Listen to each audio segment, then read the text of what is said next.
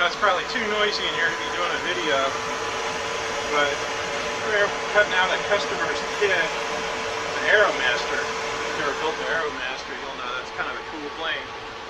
And if you haven't built one, maybe you should.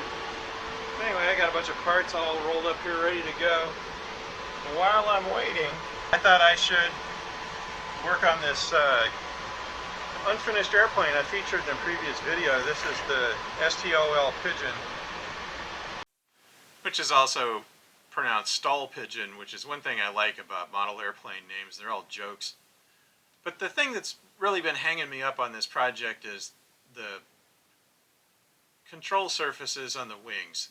Now the top wing has flaps and the bottom has ailerons, and I don't want to use 4 servos because it's supposed to be a lightweight airplane.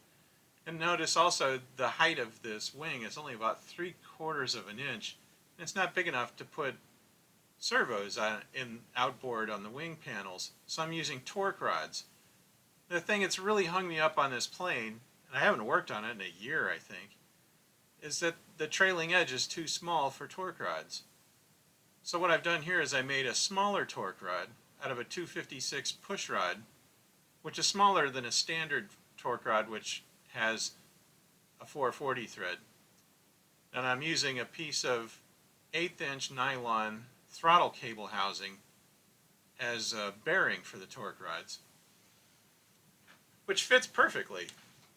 And then as you can see, it fits the trailing edge of the wing perfectly, which is a very small trailing edge. So I think I'm back on track with this project. I should be able to, I got my brain in gear now and I'm ready to finish it and get it done. I just need to trim that tube and then trim the rod and then make it point backwards to control the aileron.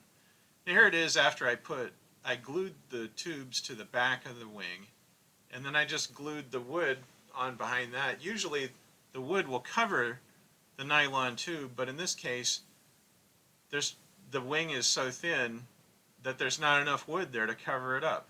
So you can see it right there from the outside, and there's nothing covering it. Now I used one piece of wood here for the trailing edge block, which will then be sanded down to match the contour of the wing. And then, you know, that should be pretty nice. And there it is, sanded down. And you can see it's a really ugly joint. It's got sawdust in there that I packed in as a filler, and then I put thin CA on as a binder.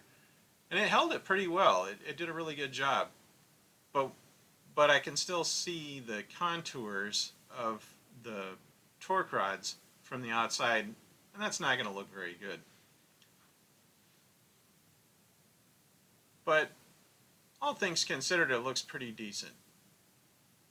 I still have one more trick up my sleeve.